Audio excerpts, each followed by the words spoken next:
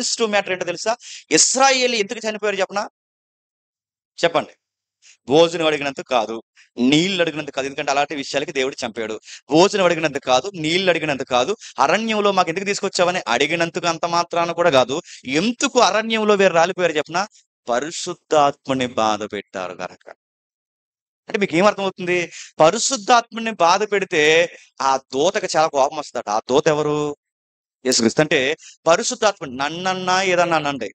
నన్ను తండ్రిని ఏదన్నా అనండి. కానీ పరిశుద్ధాత్ముడిని మోసగించిన, అబద్ధమాడిన, ఆయన బాధ పెట్టిన లక్షల మందైనా చంపేస్తా అన్నాడట. సుమారు కొన్ని లక్షల మంది అరణ్యంలో ఎందుకు రాలిపోయారు చెప్పనా? పరిశుద్ధాత్ముడిని బాధ పెట్టారని. అంటే పరిశుద్ధాత్ముని ఆయన మోసిన ఆయనన్నా ఆయన బాధపడలేదు. ఆ మోసిన ఆయన్ని తీసుకొచ్చినా బాధపడలేదు. విమోచించినప్పుడు తిరగబడినా బాధపడలేదు. ఎత్తుకొచ్చిన ఆయన్ని, మోసుకొచ్చిన ఆయన్ని ఏమన్నా బాధపడలేదు. కానీ యేసు ప్రభు బాధపడుతున్నాడని పరిశుద్ధాత్ముడు బాధపడ్డాడని చంపేశాడట.